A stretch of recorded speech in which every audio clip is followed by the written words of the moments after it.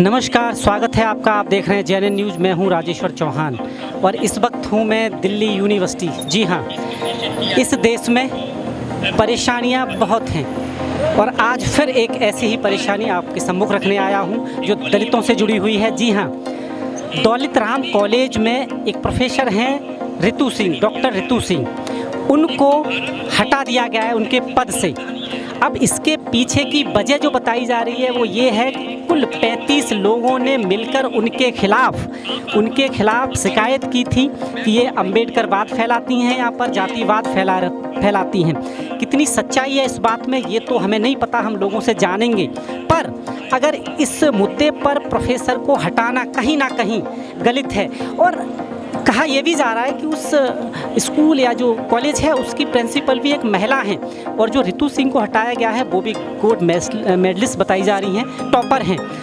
दलितों पर इस तरह के जो चीज़ें आ रही हैं, आरोप लगाए जा रहे हैं क्योंकि दलित अपनी शिक्षा के आधार पर उन पदों पर पहुंच रहे हैं, तो कहीं ना कहीं ये चिंता का विषय है। उसी उपलक्ष्य में आप ये देख रहे हैं आज का प्रोटेस्ट है। दलित समुदाय के जो लोग हैं, अम्बेडकरवादी जो लोग हैं, वो यहाँ इकट्ठे हुए हैं अपना विरोध प्रदर्शन करने के लिए कि आखिर दलितों पर ही ऐसी मानसिकता के लोग क्यों ऊपर बैठे हुए हैं जो आज भी 21वीं सदी में दलित मानसिकता को लेकर उन पर अत्याचार कर रहे हैं। क्या है पूरा मामला, मैं लोगों से बात करूँगा और जानेंगे कि आखिर वजह क्या रहती है, क्या इनका प्रोटेस्ट है, आगे की रणनीति क्या रहेगी। आप मेरे साथ ऐसे ही जुड़े रहें। ये मनुवादी सोच के जो लोग हैं हमारे हाथों को काट देते हैं और इसी साजिश का शिकार हुई डॉक्टर रितु, जो assistant professor Daulat Ram college, और उनको शिकार बनाया इस कॉलेज की प्रिंसिपल डॉक्टर सविता राय, जिन्होंने अपनी एक फर्जी डॉक्यूमेंट तैयार कर डॉक्टर रितु सिंह को, कुछ बच्चों को जो उनको विटनेस बनाया गया कहा, विटनेस बनाकर उनको फर्जी डॉक्यूमेंट के आधार पर उन्हें नौकरी से निकाल दिया गया। और उनकी गलती क्या थी? क्योंकि वो बहुजन समाज की लड़की थी, बहुजन समाज की बेटी थी और उनका यही जुर्म था कि वो अच्छे कपड़े पहनती थी। सविता राय जी जिनकी मानसिकता, जी लड़ेंगे कैसे नहीं, जी आज लड़ेंगे अपने। आप ये देखिए यहाँ पे जो लोग आए हुए हैं वो वैसे लोग नहीं, पैसे से खरीदे हुए लोग नहीं है, पढ़े लिखे लोग। उनकी जो मानसिकता है बिल्कुल एक तरीके से अम्बेडकरवादी, अम्बेडकरिस्ट लोग हैं और मरने मिटने के लिए तैयार है। यहाँ आज एक रितु जी की बात नहीं है, यहाँ पे सभी बेटियों की बात है। और जो हमारे साथ नाइंसाफी हो रही है, ये रितु जी के साथ नहीं, हमारे साथ भी नाइंसाफी हुई है। ना जाने यहाँ पे कितने लोग हैं, सभी के साथ नाइंसाफी हुई है। तो इसीलिए हम आए हैं अपने हक और अधिकार की लड़ाई के लिए कि जो हमें बाबा साहब ने जो हमें अधिकार दिया है, जो पढ़ने का अधिकार, बोलने का अधिकार, तमाम अधिकार दिया है, हम उसे लेकर रहे। हम पीछे क्यों हटे? भैया पढ़े लिखे लोग हैं। जैसा कि मैं इस वक्त हूँ दिल्ली यूनिवर्सिटी पर।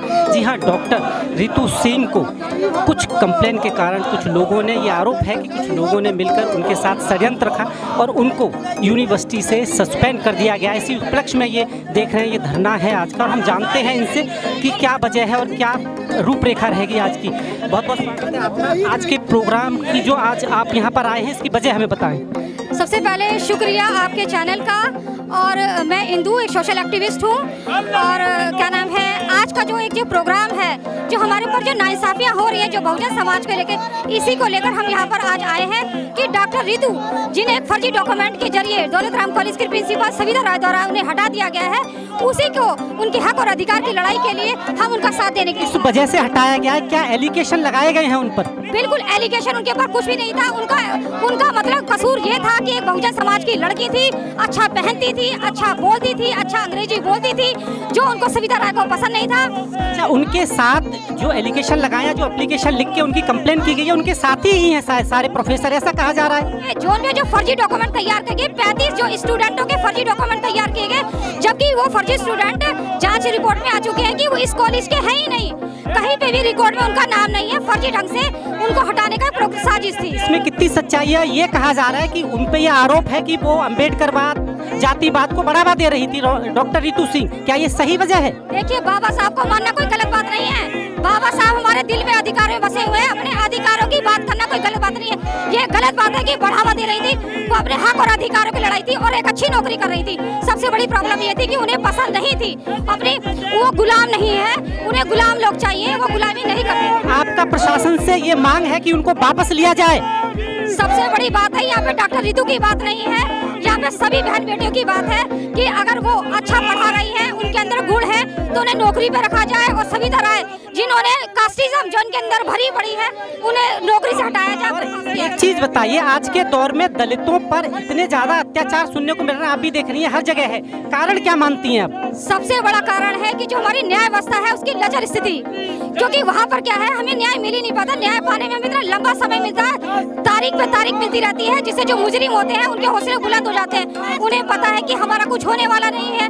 और दूसरी बात है, जो प्रशासन है, जो पुलिस प्रशासन है, उन लोगों से पूरी तरह से इन्वॉल्वमेंट होता है, जिससे जो हमारा जो समाज है, बहुजन समाज है, बहुत गरीब समाज है, कोर्ट की लड़ाई लड़ नहीं कहीं ना कहीं एक चीज मुझे और बताइए, देखने को मिलता है कि दलितों में एकीकरण की कहीं ना कहीं कमी है, उनमें बिखराव ज्यादा है, बहुत सारी पार्टियां बना ली हैं, बहुत सारी चीजें अलग अलग हो गई है। ये कारण नहीं है कि शायद प्रशासन या सरकार को लगता है कि इनके पास संख्या नहीं है, इन्हें हम दबा सकते हैं? ये आप बिल्कुल सही कह रहे हैं कि सबसे बड़ी कमी हमारी ये है कि हमारे में एकता में कमी है। हम कहने को 85% है, लेकिन हमारी जो एक यूनिटी, हम एक यूनिटी के अंदर नहीं आने जा रहे। जो अगर हम एक यूनिटी में हो जाते, सत्ता क्या, मोदी क्या, योगी क्या, पूरी सत्ता हिल जाएगी। यही सबसे बड़ी कमी है। जैसे कि आप देख रहे हैं, वाकई दलितों पर अत्याचारों की जो सीमाएं हैं, खासकर अब हम देखते हैं तो हर राज्य में बढ़ रही हैं। क्या कारण है इसके? इसी कड़ी में कुछ और लोगों से मिलवाऊंगा, आप मेरे साथ बने रहें। शिक्षा संस्थानों तक आपकी बात पहुंचाई जा सके कि शिक्षा संस्थान, जो कि शिक्षा का सबसे बड़ा मंदिर होता है, जहां मानवता का संदेश बड़े स्तर पे पूरी दुनिया को दिया जाता है, लोगों को एक संकुचित सोच से ऊपर उठाने की सीख जिन शिक्षा संस्थानों से सीखी जाती है, जो शिक्षक, प्रोफेसर और प्रिंसिपल प्रेरणा स्रोत बनते हैं, सभी सामाजिक लोगों को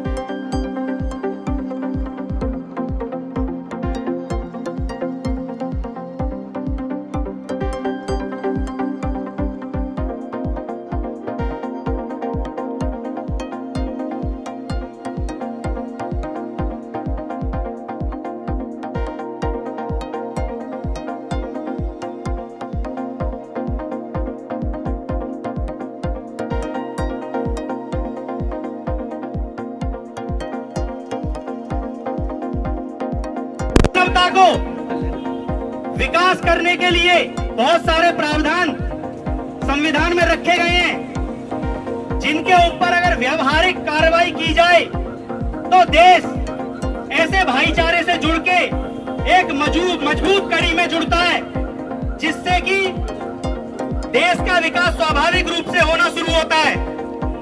लेकिन अगर भाईचारे पे, बंधुत्व पे, अगर जातिवाद और भेदभाव जैसे व्यवहारों का प्रहार किया जाए, तो कैसे हम पूरे देश में भाईचारे का संदेश दे सकते हैं? कैसे एक दूसरे को जोड़ सकते हैं?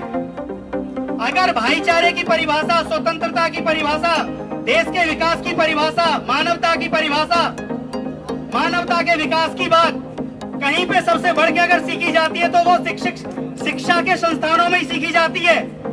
तभी इंसान अपने खान पान से ज्यादा अपने बच्चों को शिक्षा दिलाना ज्यादा जरूरी समझता है, ताकि उसके जीवन में व्यक्तिगत विकास भी हो सके, सामाजिक विकास भी हो सके, देश का विकास भी हो सके। इसीलिए हम सभी अपने बच्चों को सबसे पहले शिक्षा दिलाना अनिवार्य समझते हैं। प्राथमिक क्षेत्र से लेकर माध्यमिक, फिर उच्च माध्यमिक और फिर विश्वविद्यालयों तक हम अपने बच्चों को पहुंचाते हैं, ताकि वो इतना योग्य हो सके कि देश के विकास में एक मजबूत कड़ी जोड़ सके।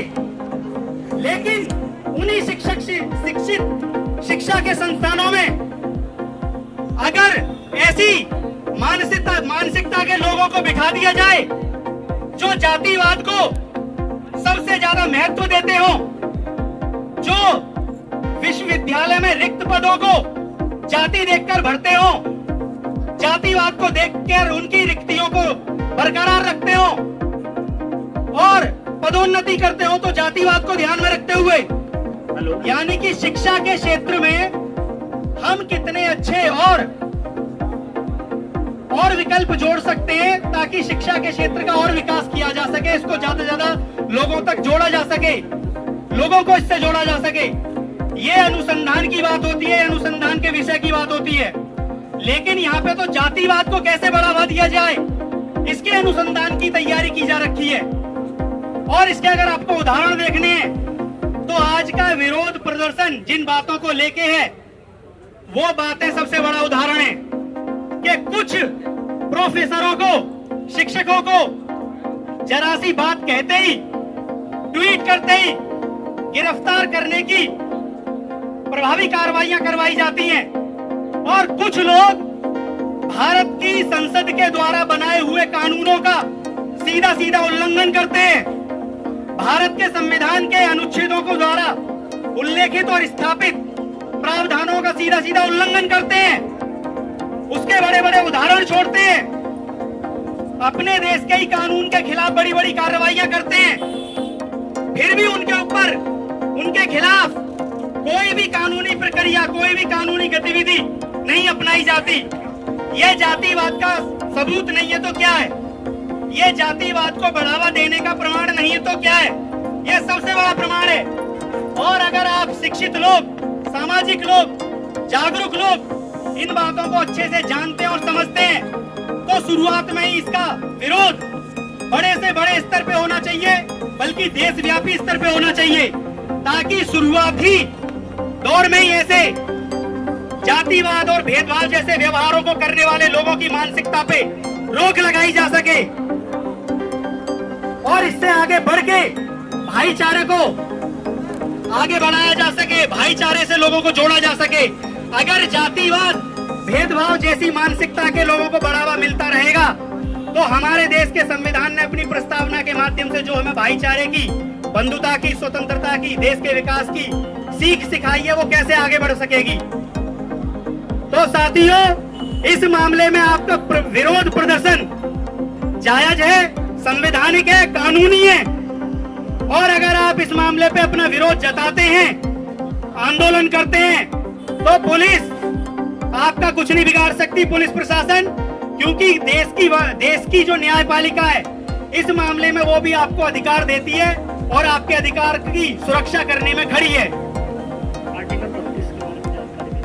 साथियों, भारत के संविधान के भाग 3 में उल्लेखित अनुच्छेद 19 में आपको अभिव्यक्ति की स्वतंत्रता का प्रावधान है। आप भारत के संविधान के व्यवस्थित प्रावधानों के खिलाफ होते हुए जातिवाद, भेदभाव जैसे अपराधों को देखते हुए अगर अपना आंदोलन बरकरार रखते हैं, विरोध प्रदर्शन करते हैं, अपनी बातें रखना चाहते हैं, तो ये आपकी अभिव्यक्ति है और इसकी स्वतंत्रता आपको संविधान देता है, जिसकी सुरक्षा में भारत का सर्वोच्च न्यायालय आपके साथ खड़ा है। तो आपको बिल्कुल भी डरने की, घबराने की जरूरत नहीं है। इस मामले में पुलिस प्रशासन आपका कुछ नहीं बिगाड़ सकता, बल्कि पुलिस प्रशासन को तो आपके साथ और आपकी सुरक्षा में खड़े होने की जिम्मेदारी बनती है। तो आगे आए, पूरी ताकत, पूरे आत्मविश्वास, हिम्मत के साथ अपने लोगों को बुलाएं, जुड़े, इकट्ठा हो और बड़े से बड़े स्तर पे अपनी आवाज को बुलंद करें और आपके देश के कानूनों के खिलाफ जो जातिवाद की मानसिकता के लोग शिक्षण संस्थानों में पहुंच चुके हैं और जाति को देख के तमाम प्रकार के अपराधों को अंजाम देने का काम कर रहे हैं, उनके खिलाफ आप कार्रवाई कीजिए, आगे बढ़ के उनका विरोध जताइए। साथियों, अपनी बातों को इस प्रकार इस मंच से, इस विरोध प्रदर्शन के माध्यम से अपने सभी साथियों को बताएं, उनको जोड़ें, आज के प्रोटेस्ट की महत्वता बताएं और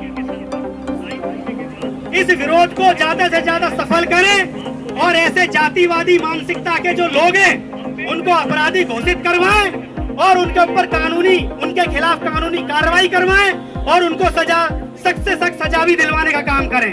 धन्यवाद साथियों। जितने भी बुद्धिजीवी साथी हैं वो आमंत्रित हैं, अपने विचार व्यक्त करें यहाँ और अपने विचार नहीं बल्कि अपनी गतिविधियों को यहाँ पे बताएं। इसी कड़ी में मेरे साथ कुछ और लोग हैं। डॉक्टर रितु सिंह को जो हटा दिया गया है, उन पे कुछ एलिगेशंस हैं, बात करते हैं, क्या कहना है इनका, क्या कहना चाहते हैं इस बारे में आप? सर, मैं अनिल कुमार, SC/ST एसोसिएशन कर्मचारी का वाइस प्रेसिडेंट हूँ और मैं ये बता रहा हूँ कि ये जीता जागता उदाहरण है। हमारे दलितों पर शोषण जो हो रहा है उसका जीता जागता उदाहरण है डॉक्टर रितु। और जो प्रिंसिपल है सविता राव, उनको तत्काल वीसी साहब को तत्काल से उनको सस्पेंड कर देना इस चाहिए। वजह से हटाया गया है, क्या एलिगेशन लगाए गए हैं उन पर, ये आप बता पाएंगे? सर एलिगेशन ये लगाएगा, उनके कमेंट, सविता मैडम जो है प्रिंसिपल, वो हम दलितों के ऊपर बड़ा कमेंट करती है, डॉक्टर रीतू के ऊपर बड़ा कमेंट करती है, उनके कपड़ों के ऊपर, उनके गाड़ी के ऊपर, उनके मोबाइल के ऊपर।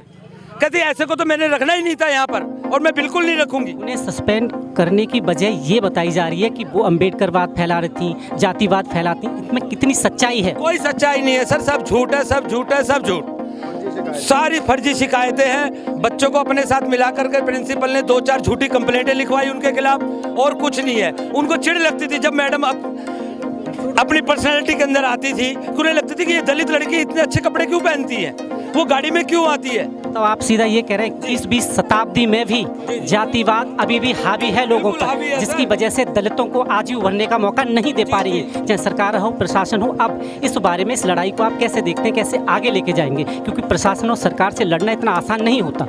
सर प्रशासन से भी लड़ेंगे, हमारे में जितना है हम अपनी पूरी कोशिश करते रहेंगे। अपने दलितों के खिलाफ जो शोषण है उसको रोकने के लिए हम भरसक प्रयत्न करेंगे।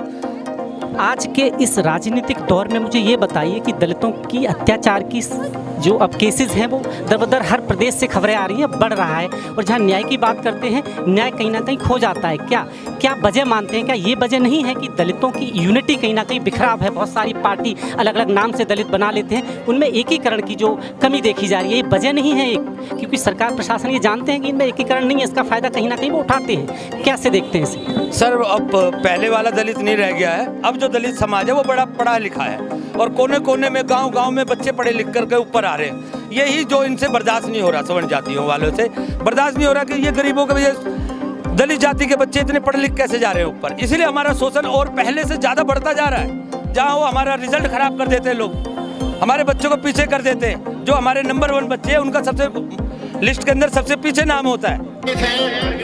जिनके लिए हम न्याय दिलाने के लिए इकट्ठा हुए हैं, डॉक्टर रीतू सिंह, और जिन वकील साहब ने ये FIR दर्ज कराई है, महमूद प्राचा जी, वो भी हमारे बीच में उपस्थित हो सके हैं। दोनों के लिए जोरदार तालियां एक बार हो जाए।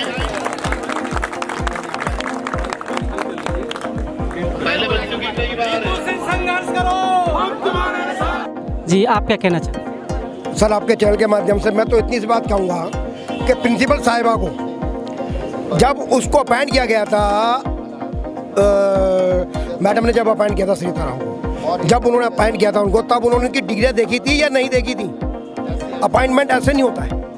अपॉइंटमेंट वो फर्स्ट डिवीजन लड़की है, वो जो जिसको सस्पेंड कर रहे हैं। कुल मिला के आप ये देख रहे हैं कि ये सिर्फ षड्यंत्र के तहत ये किया गया है कि दलित में एक इतने ऊंचे पद पर पहुंच जाना, क्या ये हजम नहीं हो रहा उनसे? आप ये वजह कह रहे हैं सीधा?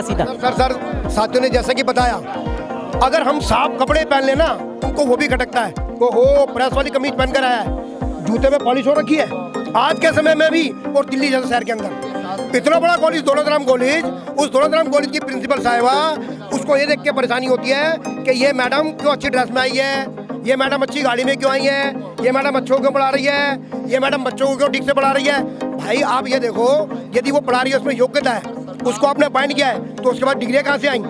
वो क्या ऊपर से आके आ गई? कैसे बैठ गई वो आके आपके कॉलेज में? उसका आपने इंटरव्यू लिया, उसने इंटरव्यू क्लियर किया, और वो लड़की फर्स्ट डिवीजन है सर। वो उसको कहीं भी बैठा दो, मैं चैलेंज करता हूँ, आज भी चैलेंज कर रहा हूँ मैं, जितने भी उसका डिपार्टमेंट के जितने सबको बैठा दो उसके साथ, ना टॉपर रहे वो तो बात रही।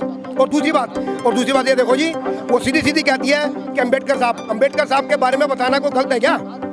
अगर मान लो आज हम अम्बेडकर साहब के बारे में बात कर रहे हैं तो कोई गलत बात कर रहे हैं क्या? आपको ये आप जिस जो बता रहे हैं आप ये वाकई ये है, अम्बेडकर साहब के सामने सर सब झुकाते हैं, पर कहीं ना कहीं चिढ़ भी एक अंदर है उनके। सर बिल्कुल टीस है, बिल्कुल। ये क्या है? ये क्या है? ये टीसी तो है जो आपके सामने निकल कर आ रही है। वो नहीं चाहते कि ये ऐसी समाज के लोग एक आगे जाके बैठे हैं, अग्रिम पंक्ति में बैठे हैं। इनको तो पीछे रहना चाहिए। ये पिछड़े लोग हैं, उनको तो पहले पिछड़े कहते हैं ना जी। इनका सीधा आरोप ये है कि अभी भी दलितों से जो भेदभाव है उसका मुख्य कारण कि दलित इस कदर थोड़ा ऊपर उठ रहे हैं, कहीं ना कहीं ये वजह मानते हैं। इस कड़ी में और लोग हैं मेरे साथ, मैं आपको मिलवाता हूँ, मेरे साथ ऐसे जुड़े रहे। हमारे 15 बेटों को गोली से उड़ा दिया गया था मनवादी लोगों ने, आपको याद होगा। इस एक्ट को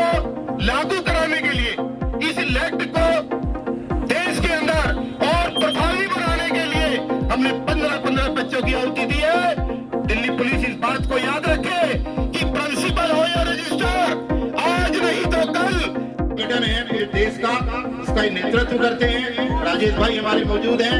ये सारी टीम बहुत मजबूत टीम है जो दिल्ली में रोजाना प्रदर्शन करती है, जेल जाती है, जेल जाने के आदी हो चुके हैं, लेकिन अपने समाज के संघर्ष को आगे बढ़ाते हुए आज ये जो आए हैं, एक बार फिर हम इनका इस्तेमाल करते हैं। दोस्तों, एक नारा लगा करके मैं बंदे जी को आमंत्रित करूंगा। जय जय जय जय जय भीम। मैं देखो प्रदर्शन में आए हो तो जोर लगा के नारे जय जय जय जय जय भीम। डॉक्टर रीतू को न्याय दो, डॉक्टर रीतू को न्याय दो, डीयू के रजिस्ट्रार को गिरफ्तार करो, डीयू के रजिस्ट्रार को गिरफ्तार करो, डीयू के प्रिंसिपल को गिरफ्तार करो। दिल्ली पुलिस मुर्दाबाद, दिल्ली पुलिस मुर्दाबाद, डीयू प्रशासन मुर्दाबाद, एक एक साथी जिंदाबाद, एक एक बहन जिंदाबाद, एक एक युवा जिंदाबाद। आवाज दो, आवाज दो। कुछ और लोग हैं, जानते हैं पूरी वजह की मामला क्या है। आखिर सुना जा रहा है रितु सिंह को हटा दिया गया है, कैसे देखते हैं, क्या मानते हैं आप, वजह क्या रही है? नहीं, वजह कुछ नहीं है, एक योजना के तहत इसको हटाया गया मैडम को ना। जिस सविता राय जी ने मैडम को, जो टॉपर सबसे टॉपर स्टूडेंट है, गोल्ड मेडलिस्ट है, उसी मैडम ने सिलेक्शन करा, सविता राय जी ने। अच्छा, जिस प्रिंसिपल ने, आप जो कह रहे हैं कि उन्हीं ने सिलेक्शन किया और उन्होंने ही इस वक्त षड्यंत्र के तहत हटा दिया गया, तो आप मिल पाए प्रिंसिपल से, मिली, बात हुई आप लोगों की क्या, कि उनका क्या राय है, इसमें क्या मत है? ऐसा है, मैं दिल्ली यूनिवर्सिटी के SC/ST कर्मचारी यूनियन में जनरल सेक्रेटरी हूँ। ये अनिल जी हमारे महासचिव, ये वाइस प्रेसिडेंट हैं। हम प्रिंसिपल साहब से, डॉक्टर रीतू सिंह की हमारे पास शिकायत आई थी कि मुझे जो है योजना के तहत निकाला गया है, तो उसकी शिकायत पर प्रिंसिपल साहब से मिलने गए थे। उसमें अनिल जी भी थे और मैं भी था उसके अंदर। हमने मैडम को कहा, मैडम आपने किस आधार पर डॉक्टर रीतू को निकाला है? तो मैडम जो है 12-13 बच्चों की कह रही शिकायतें, जो शिकायतें जो थी, जिस बच्चों जो शिकायतों में बेसिकली था क्या आरोप लगाए गए?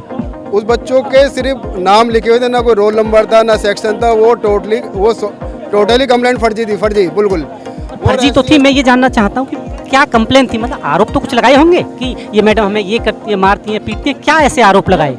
क्या है उन बच्चों की शिकायत आखिर? ये कहा था कि मैडम के बच्चों की शिकायत है कि रीतू जो है पढ़ा नहीं रही है, क्लास नहीं ले रही है, जबकि डॉक्टर रीतू के बाद जिस बच्चों की शिकायत मैडम कर रही थी, उसका मैडम डॉक्टर रीतू ने फीडबैक लिया।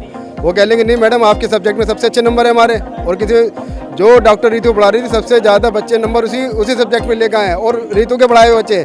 लेकिन एक योजना के तहत, क्योंकि वो टोटल अम्बेडकरवादी है, वो दलित समुदाय से ताल्लुक़ रखती थी, नीतियों के खिलाफ बोलती है, इसलिए उसको टारगेट किया गया है।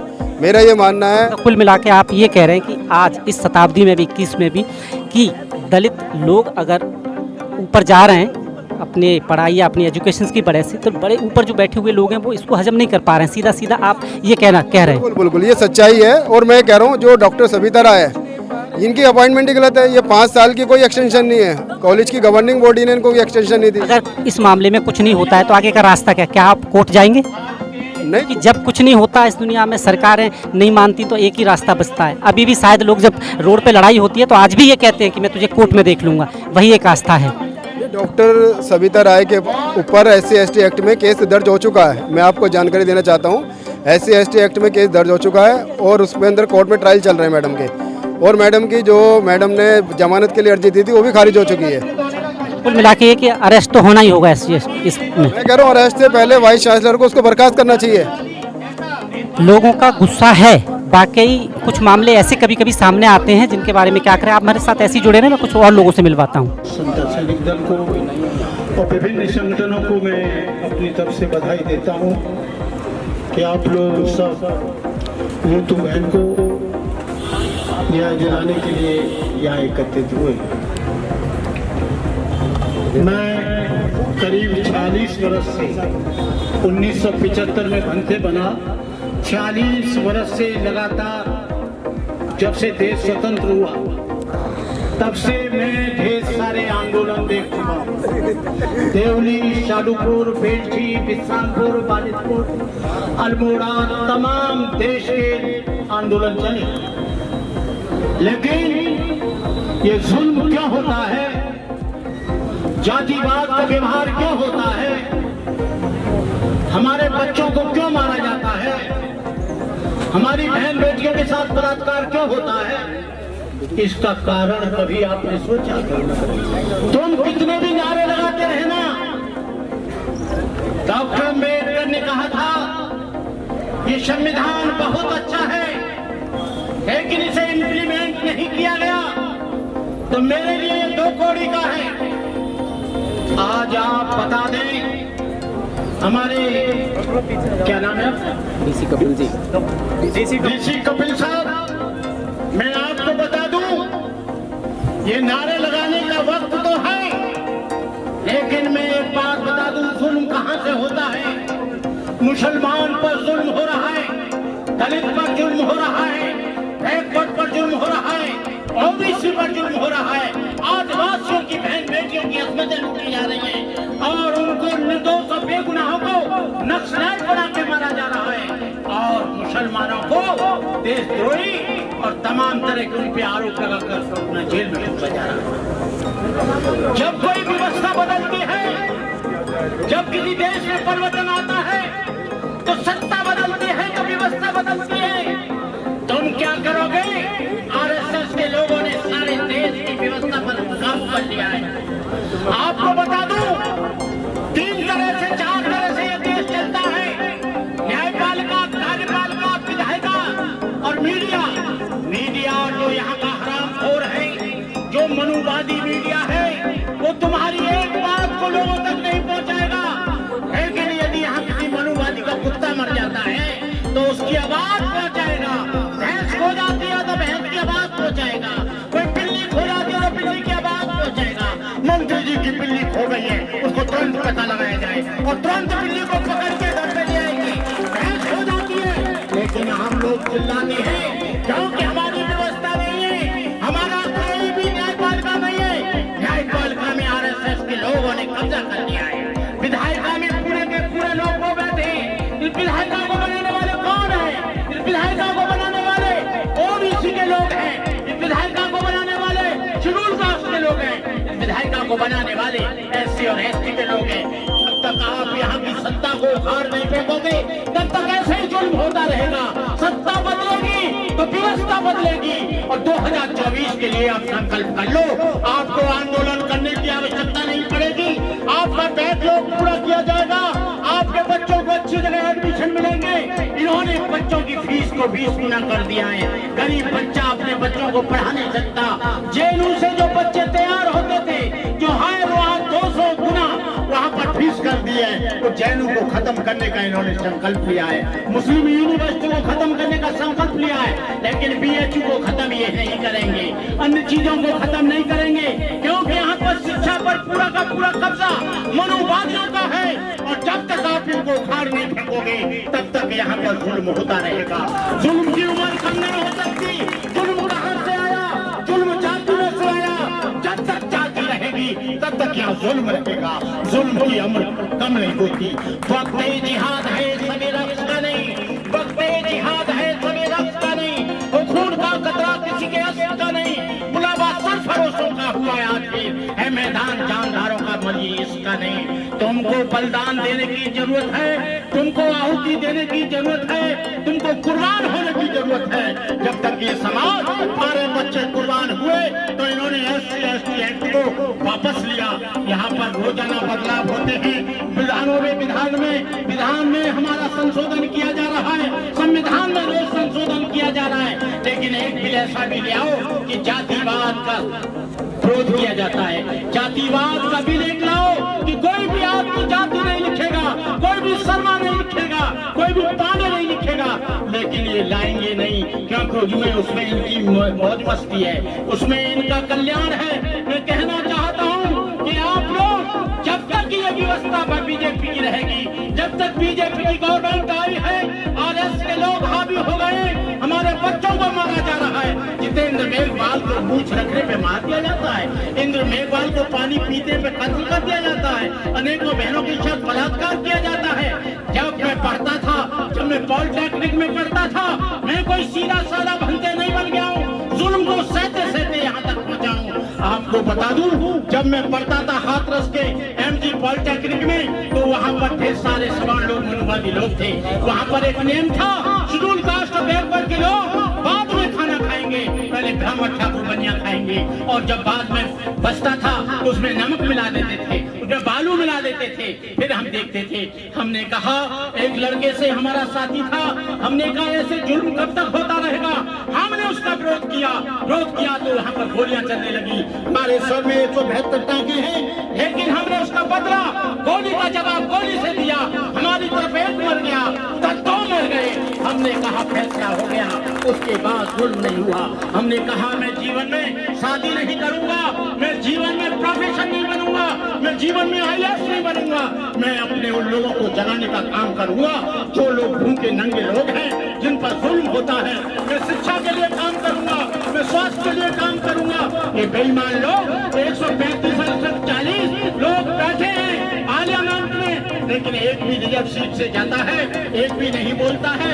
ये पार्टी के एजेंडा पर बोलते हैं, रिजर्व सीट से जाते हैं। रिजर्व सीट इसलिए होती है कि जो लोगों पर, दलित शोषित पीड़ित लोगों पर, आदिवासियों पर जुल्म होता है, उसकी आवाज पार्लियामेंट में उठाएंगे।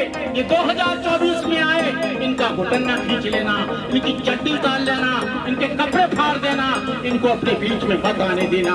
मैं कहना चाहता हूँ ऋतु बहन, तुमको मिलेगा इंसाफ, हम लोग आपके साथ हैं, समाज आपके साथ है। देखते हैं कैसे ये केवल अभी तो यहाँ हुआ है प्रदर्शन, पूरे देश के कोने कोने में होगा, उत्तर प्रदेश में होगा, झारखंड में होगा, हरियाणा में होगा, पंजाब में होगा, उत्तर प्रदेश में होगा, हर जगह ये आंदोलन होगा।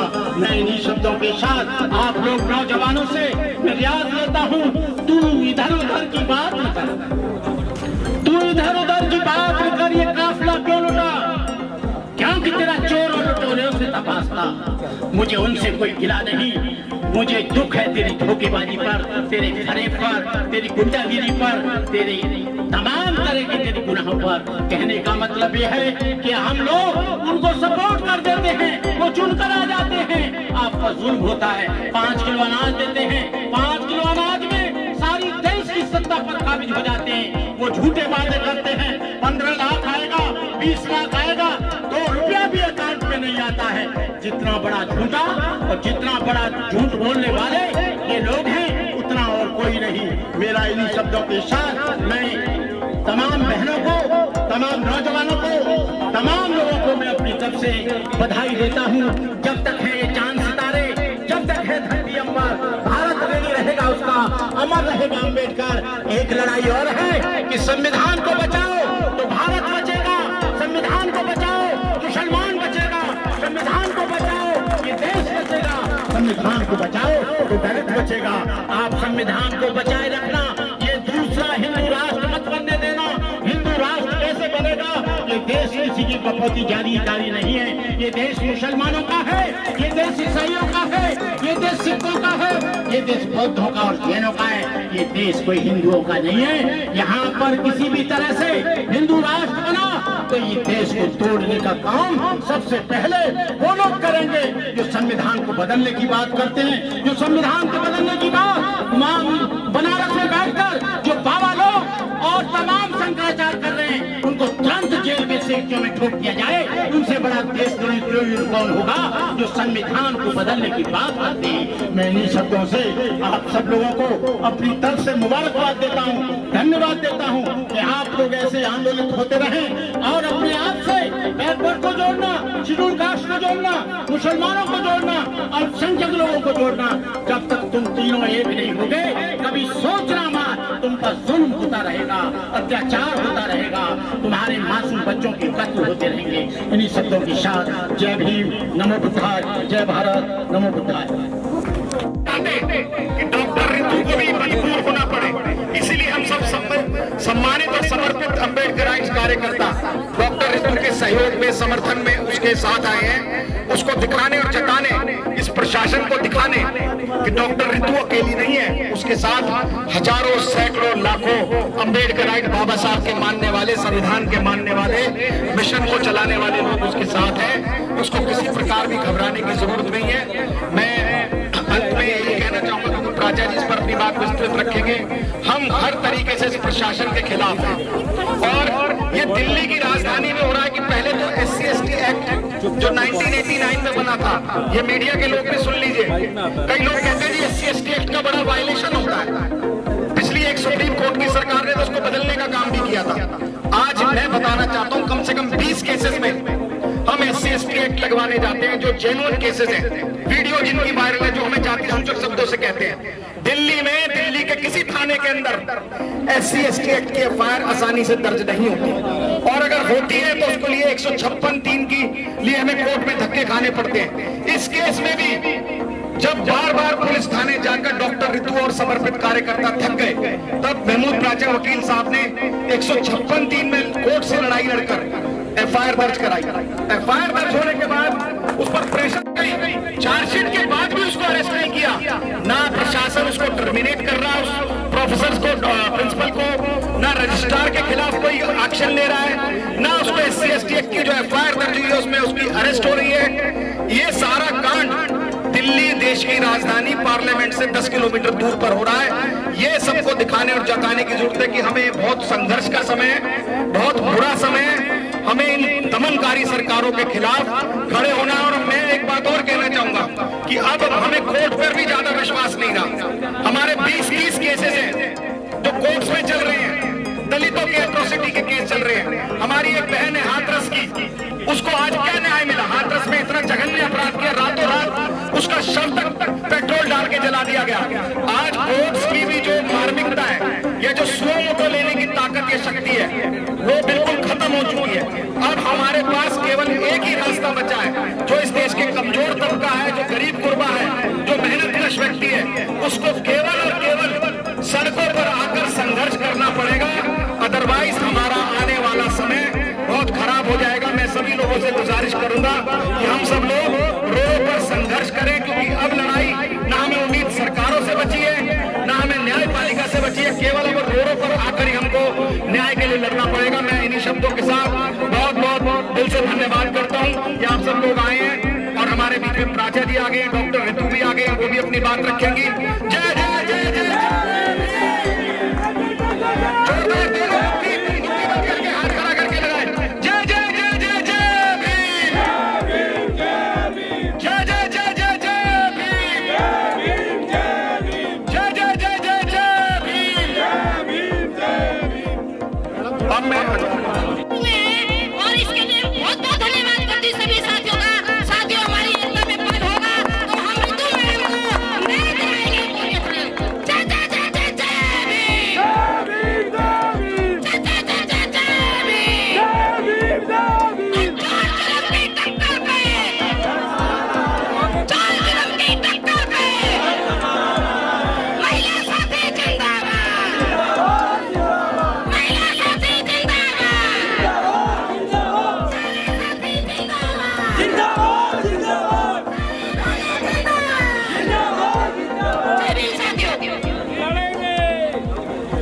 हमारे बीच में कई सम्मानित साथी आए हैं, उनका नाम लेना जरूरी है। दलित जन जागृति मिशन से सतवीर जाटव जी हमारे बीच में मौजूद हैं। अरुण कुमार चौधरी जो एक्स प्रिंसिपल हैं IPPS के एडवोकेट एंड कंसल्टेंट, वो भी हमारे बीच में मौजूद हैं। सुनील बौद्ध जी जो प्रेसिडेंट हैं मोदी सोसाइटी ऑफ इंडिया के। मैं तमाम साथियों का दिल की गहराई से सबसे पहले उनके मन में एक सवाल है कि आज हम यूनिवर्सिटी के गेट पे क्यों खड़े हैं? हम जो हमारी लड़ाई लड़ते हैं जब हमको वहाँ पुलिस हटाती है उसके लिए, तो आपके दिमाग से ये चीजें एकदम क्लियर कर दे कि आज हम यहाँ पे क्यों हैं। आपको ये बात समझ लेना होगा कि रोड में हमको उखाड़ा जाता है, यूनिवर्सिटी के अंदर हम हमारे प्रोफेसर को इनको उखाड़ा जाता है, बस्तियों में उनको उखाड़ा जाता है। मतलब हर एक जगह जहाँ कहीं भी इनकी मनमर्जी है, इनको जब जैसा मन करेगा हमको उखाड़ते रहेंगे। और जब तक ये सारा कम्युनिटी जो लोग भी इस से वो लोग और हम रोड वाले लोग जब तक एक साथ इकट्ठे होकर के इस पूरी तरीके के उजाड़ीकरण, ये हर तरह का उजाड़ीकरण है, रोड में हमको उजाड़ेंगे, यूनिवर्सिटी में इनको उजाड़ेंगे, और बस्तियों में मकानों की जगह पे स्लम उजाड़ेंगे, हर जगह सिर्फ उजाड़ेंगे। हमारे लिए इनके न दिल में जगह है, न दिमाग में जगह है, न जगह जमीन में कोई जगह, हमारे लिए कोई जगह नहीं है। हमें ये कूड़े से ज्यादा खराब ट्रीट करना चाहते हैं, इसलिए इसी एक कारण के लिए हम यहाँ पे आज इकट्ठे हैं। ये बात आपके दिमाग में क्लियर रहनी चाहिए। आपने से बहुत लोगों ने ये बात पूछा कि हम यहाँ क्यों हैं। आप इस बात के साथ हैं या नहीं है? किसी भी तरह के गैर संवैधानिक उजाड़ीकरण के खिलाफ, चाहे कोई हो कोई हो, वो सरकारी कार्यालय में हो, वो मंत्रालय में हो, वो यूनिवर्सिटी में हो, वो रोड में हो, वो सड़क में हो, झुग्गी में हो, हम हर जगह उसी मजबूती से, उसी ताकत से खड़े रहेंगे। ये बात समझ में आ गई? अभी यहाँ हमारा जो भी वेंडर खड़ा है, एक भी वेंडर तब तक नहीं हिलेगा जब तक कि हमारा ये प्रोग्राम चल रहा है। अगर वो हिलता है, समझो कि आपने अपनी जड़ काटी है। कल जो आप जो इतनी मेहनत कर रहे हो, आपका बच्चा इसी यूनिवर्सिटी में पढ़ने आएगा, और जब उसके साथ यही भेदभाव होगा तो आपको अच्छा लगेगा क्या? आ रही बात समझ में? तो आज हम यहाँ भले 150 की संख्या में है, कल जब कोई प्रोग्राम होगा, जब तक कि ये जो पूरी तरीके से साबित हो चुका है कि इनकी गलती है, इनकी गिरफ्तारी नहीं होती है, हम 5000 की संख्या में खड़े रहेंगे। हमारे हर बच्चे के भविष्य का सवाल है, इसीलिए दिल्ली का हमारे संगठन से जुड़ा हर एक वेंडर इस लड़ाई के खिलाफ है, और हम हमारी ताकत दिल्ली डीसी कपिल साहब, ओपी गौतम साहब, और यहाँ पर भिन्न भिन्न संगठनों के आए हुए सभी साथी, यूनिवर्सिटी के प्रोफेसर्स और हमारे जुझारू साथी जो सामने हमारे खड़े हैं, आप सभी को मेरा जय भीम नमो बुद्धाय।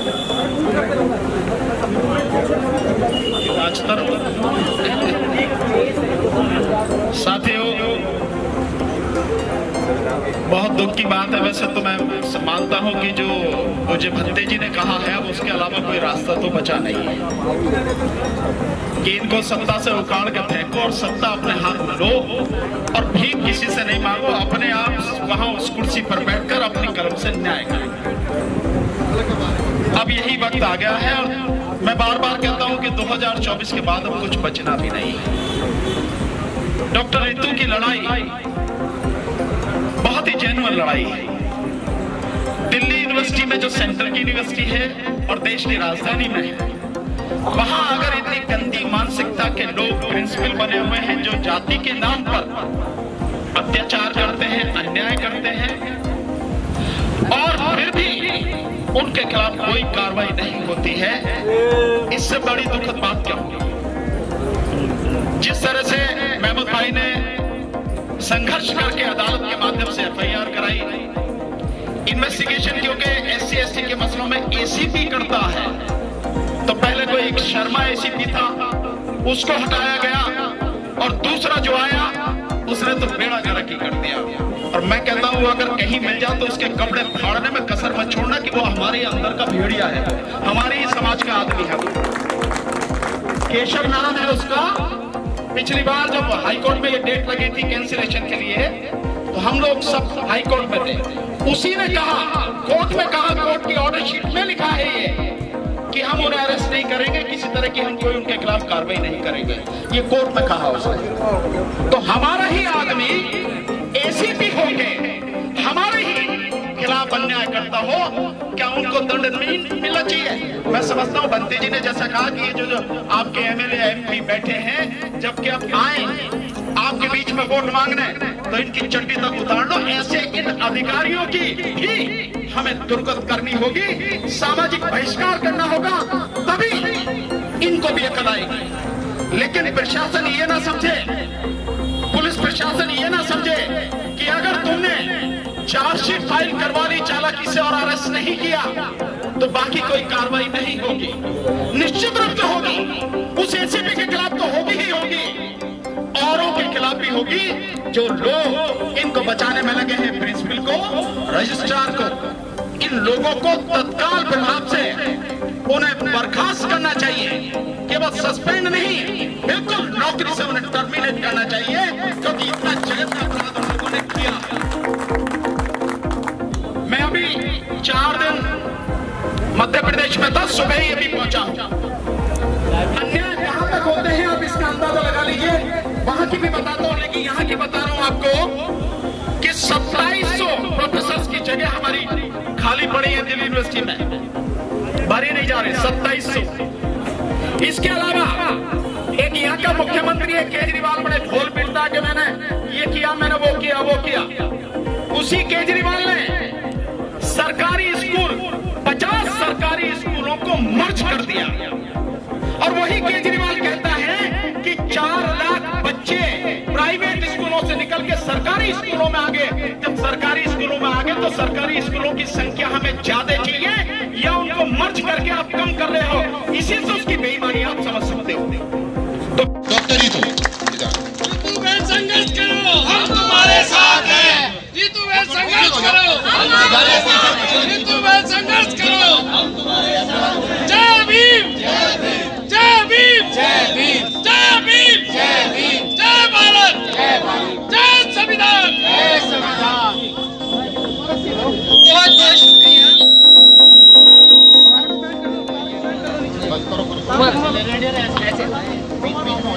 हम मिले अरुण, आप सबका बहुत बहुत शुक्रिया।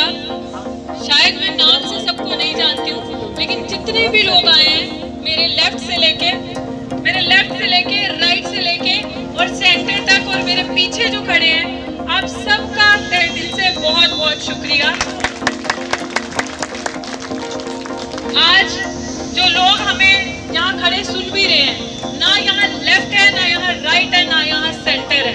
और मजे की बात यह है कि दिल्ली विश्वविद्यालय में एक टीचर को लेके और टीचर की भर्तियों को लेके प्रोटेस्ट है, जिसमें मुझे भी बुलाया गया। ये प्रोटेस्ट कॉल मैंने नहीं दिया, ये जीती जागती मिसाल है जिसको कहा जाता है सोया हुआ समाज। लेकिन आज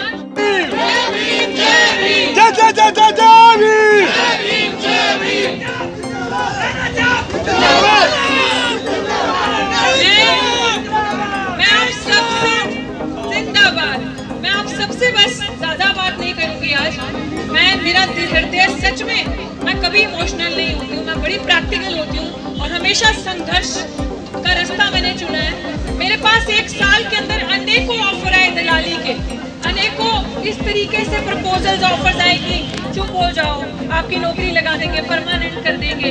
लेकिन मैं आज आपके सबके सामने, और जितने भी सोशल मीडिया, जो हमारा सच्चा मीडिया है, और जो भी यहाँ पे लोग आए हैं, उन सबको यही कहना चाहूँगी कि मैंने समाज के सम्मान के साथ समझौता नहीं किया, समाज का सर झुकने नहीं दिया।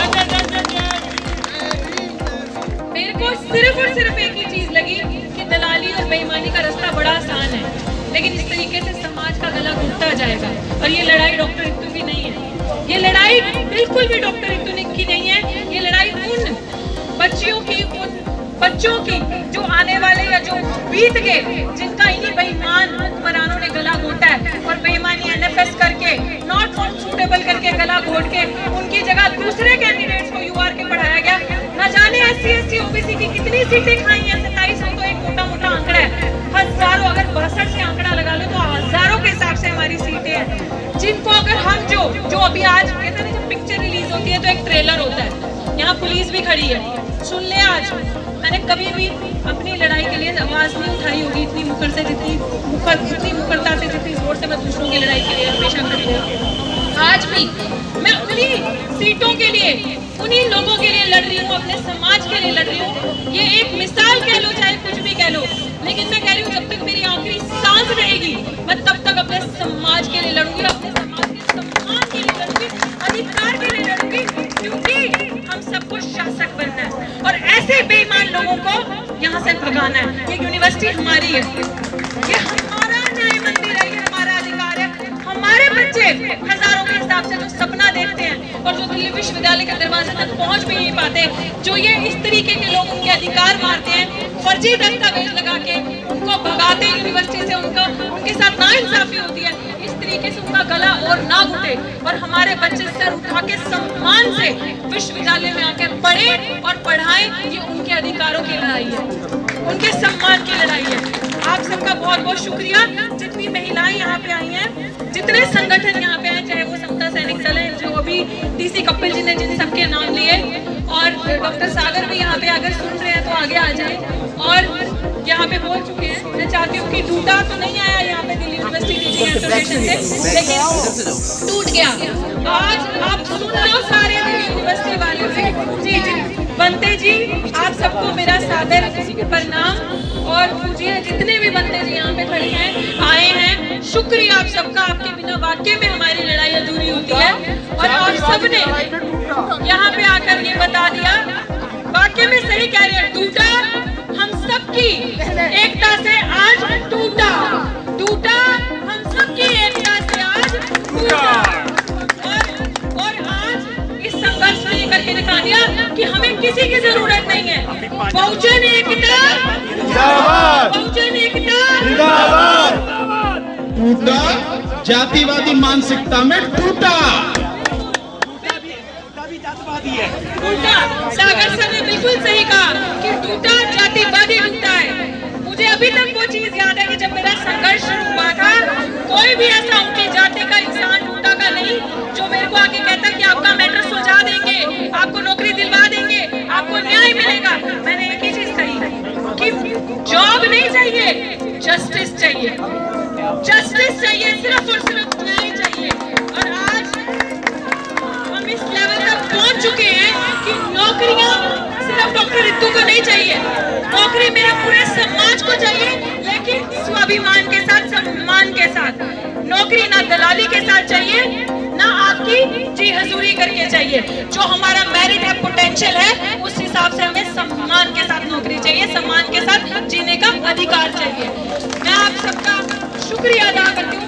शुक्रिया एडवोकेट महमूद राजा जी, अगर आप नहीं होते सच्चा अम्बेडकराइट एडवोकेट महमूद राजा, जिन्होंने इस लड़ाई में एक एक स्टेप में मुझे गाइड किया, एक एक स्टेप में मेरा साथ दिया, निःशुल्क अपनी सेवाएं दी, ये झंडा हटा लो। और एडवोकेट क्या कर रहे हो आप? जिस समय एक फोन कॉल की दूरी पे हमेशा एक फोन किया, और सर हमेशा, चाहे वो कोर्ट में पहुंचना था, चाहे वो सामाजिक लड़ाई में पहुंचना था, मेरे साथ खड़े होना, कंधे से कंधा मिलाकर मेरे साथ खड़े रहे। एडवोकेट बेनीवाल जी यहाँ पे हैं, करनाम जी यहाँ पे हैं, आप सबका SP Virdi sir, retire IAS, सब यहाँ पे हैं, अरुण प्रोफेसर जी, आप सबका बहुत बहुत शुक्रिया जो भी यहाँ पे आए। और हॉकर फेडरेशन के ये हमारे संदीप जी, राजेश जी, आप सबका, मोहित जी, तहे दिल से शुक्रिया इस लड़ाई को मजबूत बनाने के लिए। बस यही कहूंगी, ये तो अभी लड़ाई है, आगे और लड़ाई है, ट्रेलर है, पिक्चर अभी पूरी बाकी है। जय भीम, जय भारत, जय जय जय जय जय भीम। और आज शहीद आजम भगत सिंह साहब का भी बर्थडे है, तो जय भगत सिंह। भानु प्रताप जी का, और आज यहाँ पर मौजूद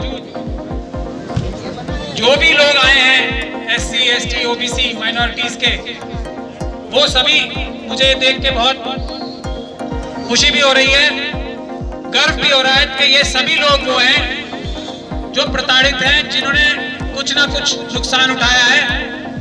यहाँ पे इतनी बड़ी बड़ी शख्सियत है, भानु प्रताप जी, इनके पिताजी एक सबसे काबिल जज थे, उनके खिलाफ साजिश करके, सोच लीजिए, ये जुडिशरी की बात मैं बता रहा हूं आपको, उनके खिलाफ साजिश करके, झूठे सबूत पैदा करके, झूठी इंक्वायरियां करके उनको हाई कोर्ट जाने से रोका। क्यों? क्योंकि वो दबने वाले नहीं थे, न्याय करने वाले थे। और जब हाई कोर्ट से उनकी एज खत्म हो गई, तब फैसला आया इनके हक में, इनके पिताजी के, तो ये भी प्रताड़ित हुए। और अगर भानु प्रताप जी जैसा व्यक्ति, उनके वाले प्रताड़ित हो सकते हैं, तो बाकी लोगों की आप अंदाजा लगा सकते हो। मैंने इस तरफ देखा, वो हिंदू जी हैं, हिंदू चौधरी जी, हिंदू सिंह जी, ये इतनी मजबूत महिला है, इनके साथ पुलिस FIR दर्ज नहीं करती। मैंने थोड़ा और इधर देखा तो DC कपिल साहब है, ठेकेदारी हटाओ मिशन के खिलाफ ये उसमें काम कर रहे हैं, इतना बड़ा काम कर रहे हैं। उससे पहले इन्होंने दिल्ली सरकार की चूल्हे हिला दी थी देशों में, और इलेक्ट्रिसिटी विभाग में जो चोरी सरकारें कर रही थी उसकी चूल्हे हिला दी थी। उसके ये इंजीनियर के पद पे थे और वहां की यूनियन के प्रेसिडेंट थे। इनके खिलाफ भी साजिश करके रातों रात इनका घर तक छीन लिया, ऐसे मजबूत तो इतने बड़े बड़े मजबूत लोग। ये अब मेरे इस तरफ सामने देखता हूं तो नेशनल हॉकर्स फेडरेशन के लोग हैं, राजेश जी हैं, दूसरे लोग हैं। इनके लिए भारत की सरकार ने एक कानून बनाया कि इनका हक है। अगर ये अपना हक लेने के लिए जो हक इनका कानून ने पार्लियामेंट में दिया है वो हक लेते हैं तो पुलिस आके इनके ऊपर डंडे चलाती है, अपराध करती है।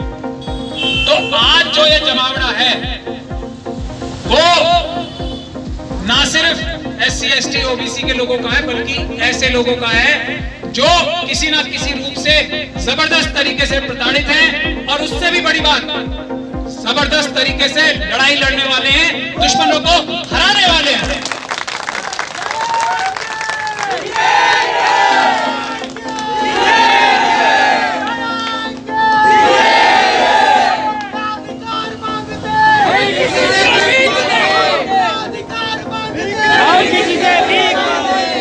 इस देश में अगर NHF वाले ही थोड़ी सी हम लोगों की, सब प्रताड़ित लोगों की मदद कर देना तो फिर हमें लड़ने की जरूरत नहीं पड़ेगी। तो आप लोगों की तरफ बहुत ही उम्मीद से, आशा भरी नजरों से देख रहे हैं। आप करोड़ों की संख्या में हो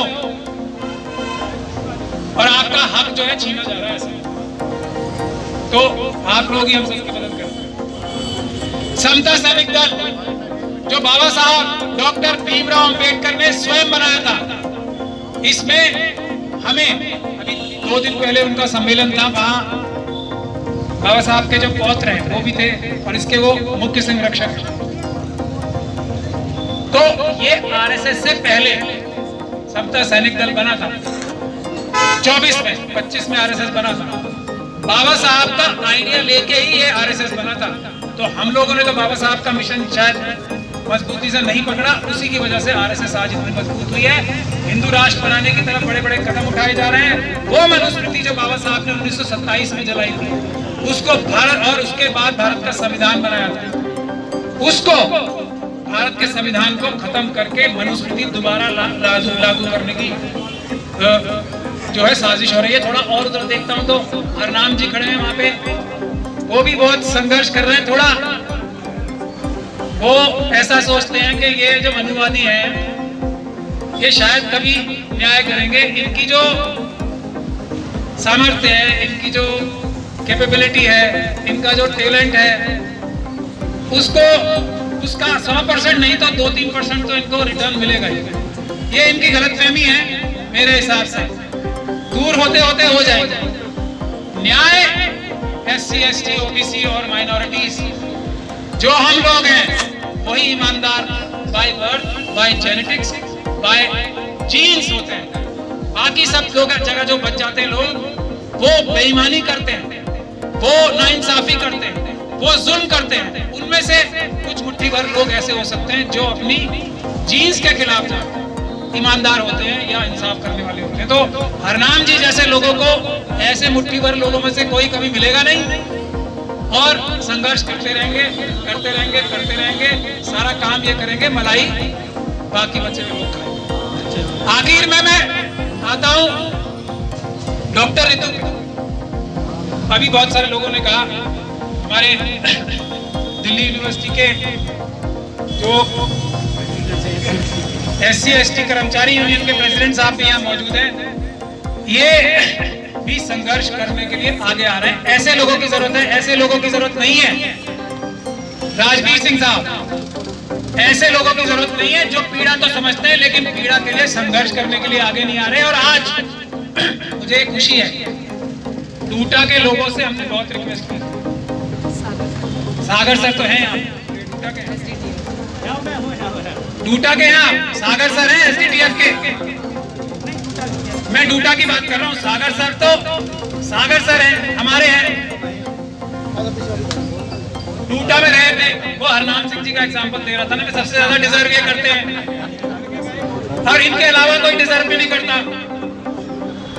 तो मैं तो एग्जाम्पल दे के बता रहा हूं, सबसे ज्यादा समझदार भी होंगे कर्मचारियों की और यूनिवर्सिटी के अधिकारियों की, और टीचर्स की लड़ाई भी सबसे अच्छे तरीके से लड़ पाएंगे। लेकिन वहां लड़ाई थोड़ी लड़नी है, वहां तो बेईमानी करनी है। तो टूटा से हमने करबद्ध निवेदन किया था, मैंने स्वयं अपनी तरफ से भी मैसेज भिजवाया था उनके और हमारे बीच में जो कुछ ब्रिज वाले लोग हैं।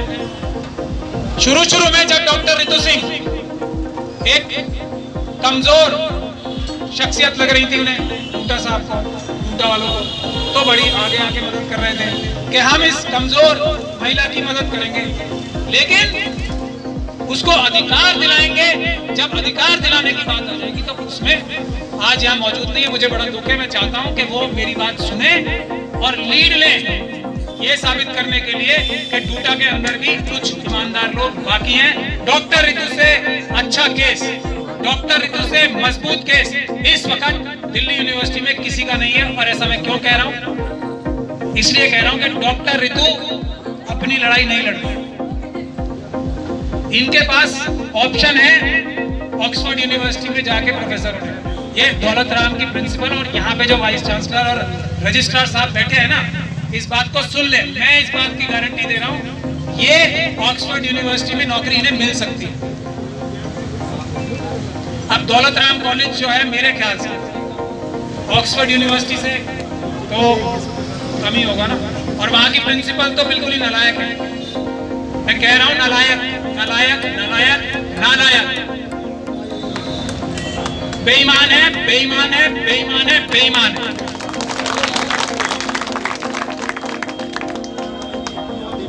मनुवाद नहीं, मनुवादी तो अलग बात है।